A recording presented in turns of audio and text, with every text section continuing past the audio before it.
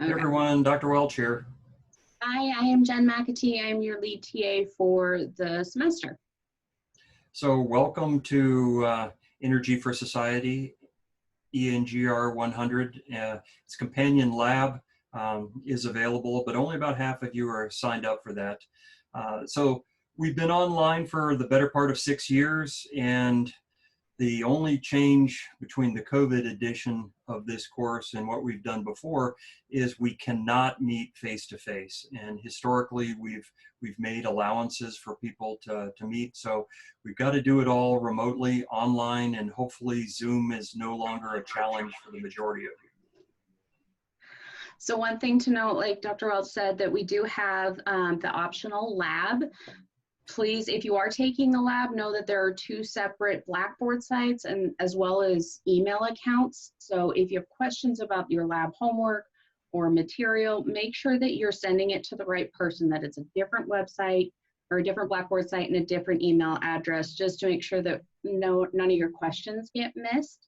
If you decide you want to take the lab at a later time, that's also an option. You don't have to take it at the same time as the lecture. So as long as you take the lecture and you pass the class and say you want to take the lab in the spring, you're welcome to do that. The course consists of an introductory module and then 8 real academic modules where the majority of the points are. We have to sequence through those modules in 1 semester, which is about 16 weeks, but you lose a week because of the break. So the majority of the modules are taken in 2-week chunks, but there are exceptions. We'll send you reminders, but remember, everything is available to you when the course starts. So the deadlines are just that, deadlines. So hopefully that's not an issue. There's no problem with you working ahead. And that's something we actually encourage you to do. That way, if you have something come up in the future, or say you've got a heavy workload in your other classes, you can get this done as quickly as you would like to. We just ask that you do it in order of the modules, but then that way you get ahead and you can have that done for the semester. There will be late penalties, so it's not like you can just wait and do everything at the end of the semester either. So you can work ahead at your own pace, but those deadlines are the latest that you can turn in assignments without having any penalty. So, and that'll all be explained in the syllabus, and all of those deadlines are also going to be included on a calendar, as well as the help sessions that we will be hosting. So those, again, like Dr. Welch said, everything will be on Zoom. So these you can kind of think of as our office hours. And so myself and some of the other TAs will host these help sessions where you can come in and join for a few minutes or however long, talk about the material, ask questions if you're having problems. We can even work through problems with you. So all of that will be included on the calendar that you'll be able to find in the Zoom help session tab on Blackboard. So the book that we use is available for free as a PDF. You can buy a hard copy if you absolutely have to. There's a significant advantage of the PDF in that it's searchable.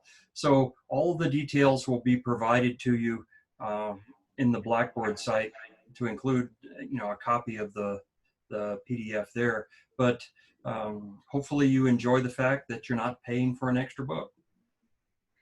And that is the same textbook that you will use with the lab. So that's the other benefit. You only have 1 textbook and you'll learn the material for both of the parts of the course from that same book.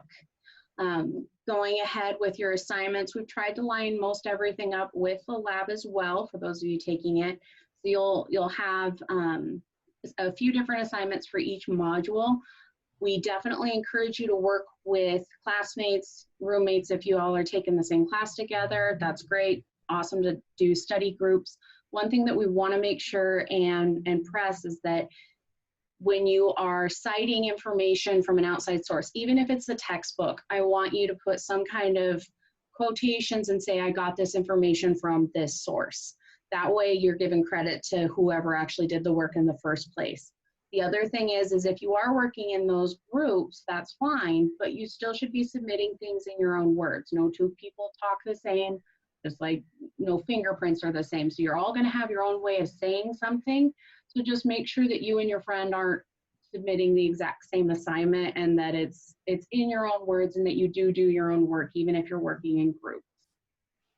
Right. So we're really talking about plagiarism here, and the idea of 2 or more students submitting the exact same document will get you in trouble. So don't do that. And the other thing to remember is when you cite, a reference, you're not going to lose points because of it. If anything, we're going to say, yes, you're figuring out how to do good academic work. So if you have questions, email us. Hopefully we can solve all your issues, your problems early in the semester. And we'll have our email addresses along in with the syllabus. One thing I want to note for contacting me, please do not send emails to my @boisestate.com. They will not be read, and I don't want to miss your questions if you need to get a hold of me. So the ENGR-100 admin@boisestate.edu is the best way to contact both of us. We both monitor that account all the time, so that's going to be the fastest way to get a hold of either of us, and that way we can get you the help that you might need. Okay, everyone, look forward to working with you and having a great semester. Thanks. See you soon.